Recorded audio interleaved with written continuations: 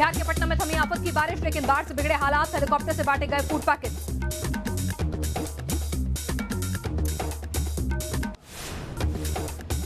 पटना में बाढ़ के पानी में डूबी गाड़ियां, जुगाड़ की नाव से मुसीबत का मुकाबला करते नजर आए लोग।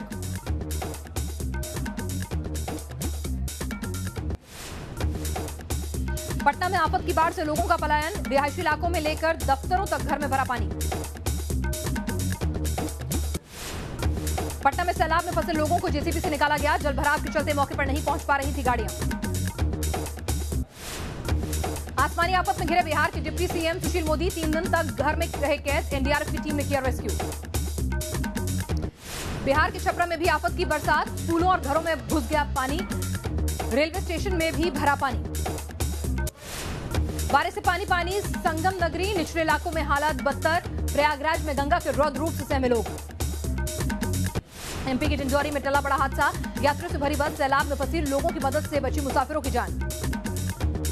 डीआरडीओ ने ओडिशा के चांद्रीपुर रेंज में किया सफल परीक्षण, मिसाइल की जद में आ गया पाकिस्तान। वायुसेना प्रमुख बने air chief marshal RKS Bhadauria, कहा बालाकोट जैसे ऑपरेशन के लिए हमेशा तैयार है एयरफोर्स। भदौरिया ने कहा राफेल होगा हिंदुस्तान के लिए गेम चेंजर, राफेल को भारत के लिए बड़ी ताकत बताया और दुश्मनों के लिए कहा खतरा। पहली बार चुनाव मैदान में उतरा ठाकरे परिवार, उद्धव ठाकरे के बेटे आदित्य ठाकरे वर्ली विधानसभा सीट से लड़ेंगे चुनाव। हरियाणा विधानसभा चुनाव के लिए बीजेपी के 78 उम्मीदवारों का ऐलान, योगेश्वर दत्त, बबीता फोगाट और संदीप सिंह को मिला टिकट। पाकिस्तान के पैतृक पूर्व प्रधानमंत्री मनमोहन सिंह लगा सकते हैं पलीटा, सूत्रों के हवाले से खबर, नहीं स्वीकार करेंगे करतारपुर कॉरिडोर पर इमरान का न्योता। आईएनएक्स मीडिया केस में पी चिदम्बरम को बड़ा झटका, दिल्ली हाईकोर्ट ने जमानत याचिका खारिज की, 5 अक्टूबर तक रहेंगे तिहाड़ में चिदम्बरम।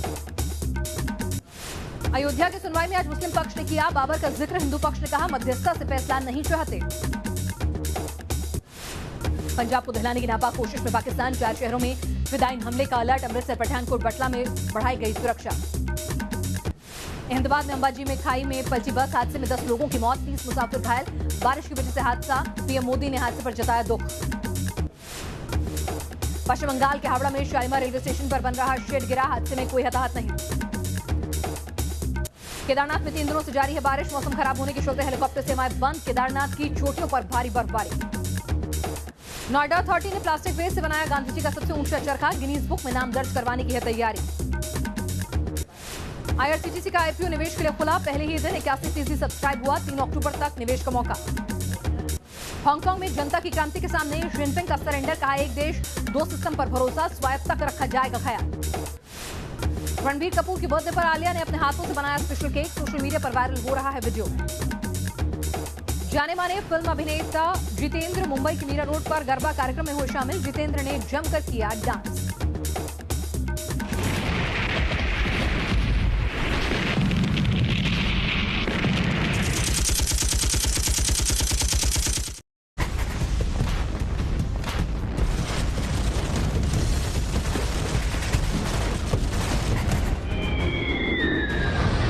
क्या दूसरे बालाकोट की तैयारी हो रही है?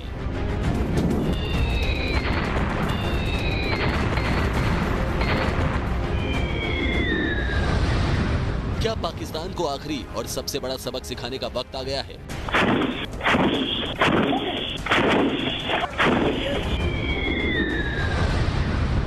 क्या पीओके के लिए कोई बड़ा प्लान तैयार किया जा रहा है?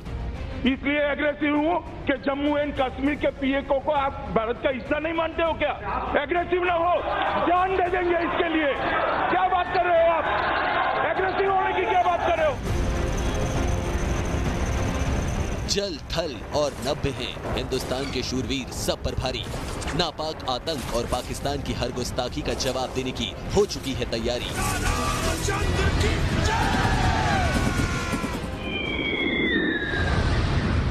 मोदी ने भर दिए हुंकार, जनरल ने कर दिया है ऐलान।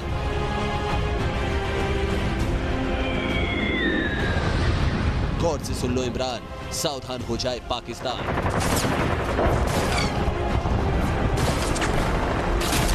नए हिंदुस्तान ने कर लिया है फैसला कि अब कोई लुका छिपी नहीं चलेगी, कोई साजिश अंजाम तक नहीं पहुंचेगी। आतंकी और उनके आका अगर नापाक नजर भी उठाएंगे तो बारूदी जवाब दिया जाएगा। एक बार फिर घर में घुसकर मारेंगे। तो हिंदुस्तान की सेना ने साफ ऐलान कर दिया है कि यह नया हिंदुस्तान है, घर में घुसकर मारेगा अगर नापाक निगाहें हिंदुस्तान की तरफ देखी। यह ऐलान किया है army chief general Bipin Rawat ने। पाकिस्तान से तनातनी के बीच आर्मी चीफ ने साफ कह दिया कि अब लुका छिपी का खेल नहीं चलेगा। 2 मौकों पर एलओसी क्रॉस कर चुके हैं और अगर आतंकी वारदात कम नहीं हुई, पाकिस्तान सुधरा नहीं, तो फिर से सर्जिकल स्ट्राइक या बालाकोट पार्ट 2 जैसे एक्शन को अंजाम दिया जा सकता है। यह पाकिस्तान को सीधा और सख्त पैगाम है कि यह आखिरी मौका है, सुधर जाओ। अगर अब ये नापाक पड़ोसी नहीं सुधरा तो उसे बारूदी सबक सिखाने के लिए हिंदुस्तान तैयार है।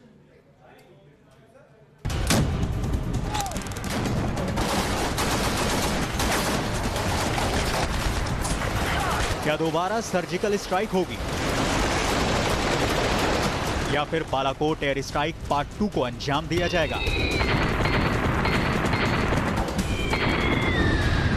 ये वो सवाल हैं जो army chief general Bipin Rawat की चेतावनी के बाद सामने आए। जनरल रावत ने एक इंटरव्यू के दौरान साफ कर दिया कि पाकिस्तान में होने वाली आतंकी गुस्ताखियों को अब बर्दाश्त नहीं किया जाएगा। आप भी देखिए और समझिए क्या कहा भारतीय शूरवीरों के कमांडर ने। अब सरहद पार से लुका छिपी का कोई खेल नहीं चलेगा। अगर हमें एलओसी को पार करने की जरूरत पड़ी तो हम जरूर करेंगे। सर्जिकल स्ट्राइक और बालाकोट एयर स्ट्राइक से हमने ये पैगाम दे दिया है कि एलओसी के मानकों को तभी माना जाएगा जब तक दूसरी तरफ से कोई हिंसक या साजिश भरी हरकत नहीं होती। जनरल रावत ने सर्जिकल स्ट्राइक और बालाकोट एयर स्ट्राइक का जिक्र कर शायद ये कहा कि आतंकी वारदातों का मुंहतोड़ जवाब देने के लिए दोनों विकल्प हमेशा तैयार हैं, यानी जमीन से और आसमान से। जैसी जरूरत पड़ेगी वैसा एक्शन लिया जाएगा। भारतीय सेना किस तरह जनरल के इस पैगाम को अंजाम तक पहुंचा रही है, समझिए जानकारों से।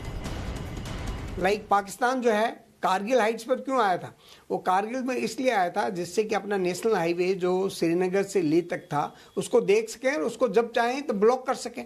इसलिए हम भी ऐसे स्थानों पर पहुंचना चाहते हैं, स्ट्रेटेजिक हाइट पर पहुंचना चाहते हैं जहां पर हम इनके मिलिटेंट कैंप देख सकें, उनकी ट्रेनिंग देख सकें और डिस्ट्रॉय कर सकते हैं। तो इसलिए बहुत जरूरी है कि हम पहुंचेंगे जहां वो हैं वहां हम जाएंगे। अनुच्छेद 370 हटने से कश्मीर को नई आजादी मिली है और जवानों का एक ही मकसद है, नई आजादी को आतंक की लपटों से दूर रखना। बालाकोट का टेरर कैंप दोबारा एक्टिवेट कर दिया गया है। 250 से ज्यादा आतंकी घुसपैठ की कोशिशों में जुटे हैं। ये आतंकी लॉन्च पैड्स पर मौजूद हैं। अगर कश्मीर से आतंक को दूर रखना है तो आतंक के खिलाफ प्री अटेम्प्टिव एक्शन लेने होंगे और इस एक्शन की एक तस्वीर नजर आई शनिवार को जम्मू कश्मीर में 2 बड़े एनकाउंटर हुए। रामबन में जवानों ने 3 आतंकियों को ढेर कर दिया तो श्रीनगर के नजदीक गांदरबल में भी 3 आतंकी मारे गए, यानी एक दिन के अंदर 6 आतंकियों को मौत के घाट उतारा गया।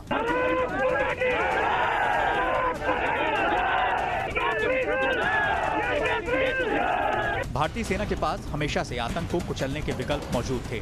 इंतजार था तो सिर्फ मजबूत राजनीतिक इच्छा शक्ति का, जो मिली मोदी सरकार से। पाकिस्तान को अगर घुसपैठ करनी है तो आतंकियों को एलओसी के नजदीक ही रखना पड़ेगा। ऐसे में सर्जिकल स्ट्राइक या एयर स्ट्राइक के जरिए आतंकियों को निशाना बनाया जा सकता है। इसके साथ ही साथ कोई बड़ा और तेज एक्शन भी पाकिस्तान को सबक सिखाने के लिए काफी है। सेना क्या कार्रवाई करती है, कब और कैसे करती है, इसका जवाब भी पाकिस्तानी करतूत ही होगी। पाकिस्तान जैसी साजिश रचेगा उसे सजा भी उसी हिसाब से दी जाएगी। Team news nation. Surgical strike के बाद पाकिस्तान को लगा अगला जवाब भी जमीन से ही आएगा, लेकिन जवाब मिला आसमान से, बालाकोट में बारूद बरसाकर। अगर पाकिस्तान इस बार हवाई हमले की दहशत में है तो यह भी पाकिस्तान की गलती होगी, क्योंकि भारतीय सेना के पास ऐसे कई विकल्प मौजूद हैं जो पाकिस्तान को 3 से 4 दिन के अंदर अंदर घुटने टेकने पर मजबूर कर सकते हैं। यानी युद्ध की स्थिति बनती है तो 4 दिन भी युद्ध झेल नहीं सकता पाकिस्तान।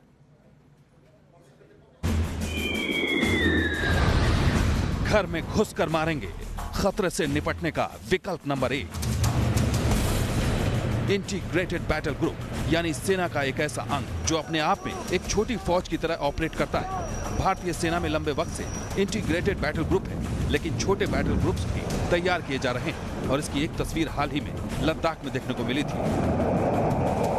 लद्दाख में इन्फेंट्री, आर्म्ड, आर्टिलरी और एयर यूनिट्स ने एक साथ युद्धाभ्यास किया। इस युद्धाभ्यास का मकसद था किसी भी आपातकाल में सभी अंगों को एक साथ मिलाकर जरूरी नतीजे हासिल करना।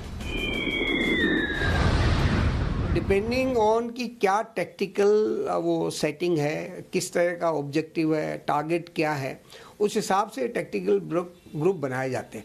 उद्देश्य के हिसाब से और टारगेट के हिसाब से, उस टारगेट को कैसे डिस्ट्रॉय करना है, कैसे उसको कैप्चर में लेना, उस तरह से इंटीग्रेटेड बैटल ग्रुप बनाए जाते हैं। ये अलग अलग किस्म के होते हैं, वो at lower level field formations commander जो है वो तैयार करते हैं उनको टास्क देने के मुताबिक।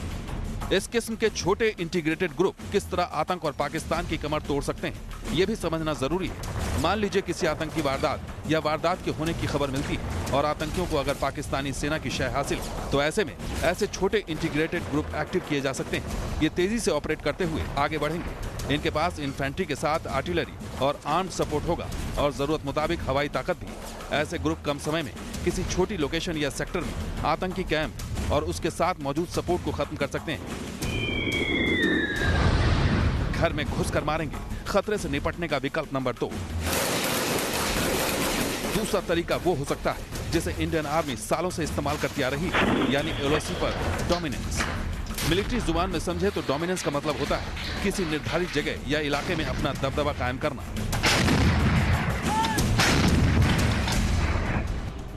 इस स्थिति को हासिल करने के लिए एलओसी पर जो जगह तय करनी होती है, जहां से आतंकी घुसपैठ या आतंकी वारदात का खतरा होता है, इन इलाकों में गश्त बढ़ाई जाती है, तैनाती बढ़ाई जाती है और अगर एलओसी पार से कोई एक्शन होता है तो दुगनी ताकत से उस एक्शन का जवाब दिया जाता है।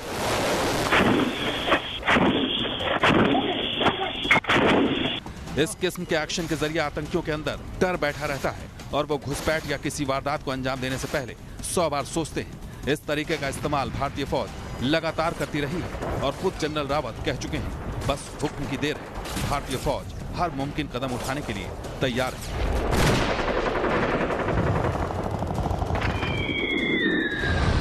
जिस तरह से सरकार निर्देश देगी, उस तरह के अन्य संस्थाएं जो देश में हैं जिनको कार्रवाई करनी है वो आगे की कार्रवाई करेंगे। सर, सेना हमारी तैयार है? सेना तो सदा तैयार रहती है हर एक कार्रवाई के लिए। घर में घुसकर मारेंगे, खतरे से निपटने का विकल्प नंबर 3। किसी भी किस्म के आतंक को पनपने के लिए स्थानीय सपोर्ट की जरूरत होती है। ऐसे में स्थानीय लोगों से तालमेल और रिश्ते बढ़ाना जरूरी है। अनुच्छेद 370 हटने के बाद से सेना ने घाटी में संपर्क अभियान बढ़ा दिया है। कई इलाकों में एजुकेशन और मेडिकल कैंप्स चलाए जा रहे हैं। घाटी के नौजवान भी वर्दी पहनकर वतन परस्ती जाहिर करने के लिए तैयार हैं। इसी वजह से आतंकियों के बीच बौखलाहट बढ़ गई है। बौखलाए आतंकी अब नागरिकों को धमकियां दे रहे हैं। ऐसी ही एक कोशिश अल बद्र ने की, जब अल बद्र के आतंकियों ने कश्मीरी दुकानदारों को धमकाते हुए पोस्टर जारी कर दिए। अनुच्छेद 370 हटने के बाद ऐसे पोस्टर्स कई मौके पर सामने आ चुके हैं, लेकिन अब कश्मीर के बाशिंदे अपने रक्षकों के साथ हैं। उन पर भरोसा करते हैं क्योंकि जब तक ये फौलादी बाजू मौजूद है, तब तक हिंदुस्तान के सिरमौर कश्मीर पर कोई बुरी नजर नहीं रख सकता। Team news nation. पाकिस्तान सिर्फ और सिर्फ आतंक के सहारे ही भारत से जंग लड़ सकता है, क्योंकि आमने सामने की लड़ाई पाकिस्तान फौज के बूते की बात है ही नहीं। खाने को पैसे नहीं, हथियार खरीद रहे हैं सेकंड हैंड। पारंपरिक युद्ध के पैमानों पर पाकिस्तानी फौज भारतीय शूरवीरों से बहुत पीछे छूट चुकी है और रही सही कसर पाकिस्तान की चरमराती अर्थव्यवस्था ने पूरी कर दी है, जिसके चलते पाकिस्तानी फौज को गोला बारूद की भारी कमी से जूझना पड़ रहा है। तो युद्ध की तो पाकिस्तान सोच भी नहीं सकता।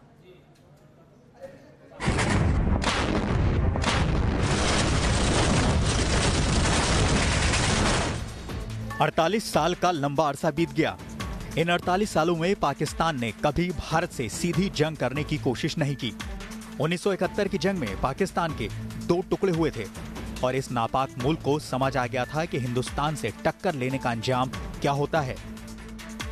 आज भारत उस दौर से बहुत आगे आ गया है। हिंदुस्तान में रुतबे के साथ ही भारत की ताकत भी कई गुना बढ़ी है। खासकर सामरिक ताकत के बढ़ने का सिलसिला जारी है और इस कड़ी में भारत ने एक बड़ी कामयाबी सोमवार को हासिल की।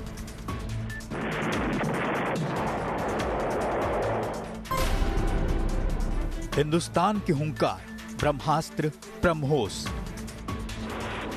ब्रह्मोस मिसाइल को भारत का ब्रह्मास्त्र कहा जाता है। इसी ब्रह्मास्त्र का कामयाब परीक्षण आज किया गया। ओडिशा की चांदीपुर रेंज से ब्रह्मोस के सतह से सतह पर मार करने वाले वेरिएंट का कामयाब परीक्षण हुआ। बताया जा रहा है कि ब्रह्मोस के इस वेरिएंट की रेंज 290 किलोमीटर है और माना जा रहा है कि ये एटमी हथियार ले जाने में सक्षम है। इस टेस्ट के साथ ही ब्रह्मोस के सभी वेरिएंट के सफल परीक्षण भारत ने पूरे कर लिए हैं। हिंदुस्तान की हुंकार, राफेल। आसमान का रणवीर, हवाई जंग की दुनिया में ऐसे ही राफेल को बयां नहीं किया जाता। राफेल 5वीं पीढ़ी के सबसे आधुनिक लड़ाकू विमानों में से एक है। पहला राफेल भारत को औपचारिक तौर पर सौंप दिया गया है और जल्द ही 35 और राफेल विमान भी भारत को मिल जाएंगे। राफेल की वो ताकत है जिसके दम पर भारत बालाकोट से भी ज्यादा घातक मिशन को अंजाम दे सकता है। जिन मिराज 2000 विमानों ने बालाकोट में आतंकी ठिकानों को तबाह किया था, वो लंबी रेंज की वजह से इस्तेमाल किए गए थे।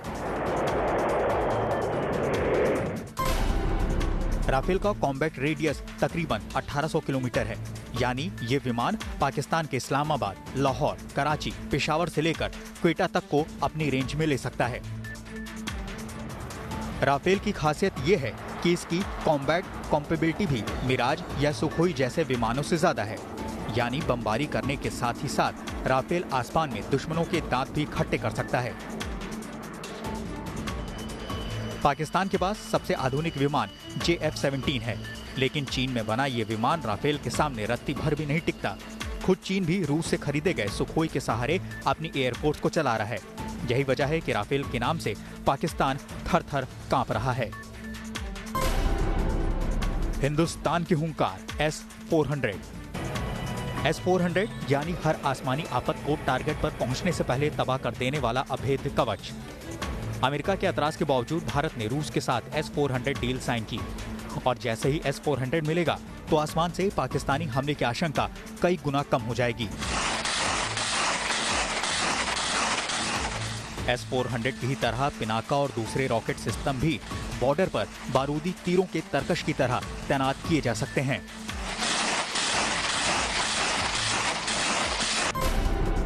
हिंदुस्तान की हुंकार, चिनूक और अपाचे। अटैक और ट्रांसपोर्ट हेलीकॉप्टरों के मोर्चे पर भी भारत ने पाकिस्तान को पीछे छोड़ दिया है। भारत को अपाचे अटैक हेलीकॉप्टर की पहली खेप मिल चुकी है। इराक और अफगानिस्तान में दम दिखा चुका अपाचे कश्मीर की पहाड़ियों में सबसे घातक साबित होगा। अपाचे का साथ देने के लिए चिनूक भी मौजूद रहेगा। चिनूक दुनिया का सबसे बेहतरीन ट्रांसपोर्ट हेलीकॉप्टर है, जिसके जरिए पहाड़ी या यूं कहें कि दुर्गम इलाकों में तैनाती कई गुना आसान हो जाएगी। भारत की यही बढ़ती सैन्य ताकत पाकिस्तान के होश उड़ा रही है। पाकिस्तानी जंग की गीदड़ भभकी तो देते हैं, लेकिन मैदान में उतरने की हिम्मत नहीं करते। Team news nation. और आप सोच के देखिए कि किस कदर पाकिस्तान डरा हुआ है, क्योंकि मजबूत सरकार सामने है और खुद की माली हालत जो है वो कंगाल से कम नहीं है। तो ऐसे में कभी इस्लाम का सहारा ले रहा है, कभी युद्ध की खोखली धमकी दे रहा है, कभी कहता है कि हमारे पास न्यूक्लियर पावर है, और जब चारों खाने चित हो गया है तो अब उसके वजीर आजम, जी हां प्रधानमंत्री, कह रहे हैं जिहाद करो कश्मीर को लेकर। ये एक जिहाद है, उनके ऊपर जो जुल्म हो रहा है, हम उनके साथ इसलिए खड़े हैं, हम अपने अल्लाह को खुश करना चाहते हैं। जरा सोच के देखिए कितना शर्मनाक बयान है कि एक मुल्क का प्रधानमंत्री अपने आवाम से दूसरे मुल्क के खिलाफ जिहाद करने की अपील कर रहा है। तो सोचिए, उस मुल्क का तो बेड़ा गर्क होना तय है। लेकिन हिंदुस्तान की सेना ने भी साफ कर दिया है कि अगर ये नापाक हरकतें जारी रही तो घर में घुसकर मारने में देर नहीं लगेगी। फिलहाल हमारी इस खास पेशकश में इतना ही। देश और दुनिया की तमाम अहम खबरों के लिए आप देखते रहिए न्यूज़ नेशन।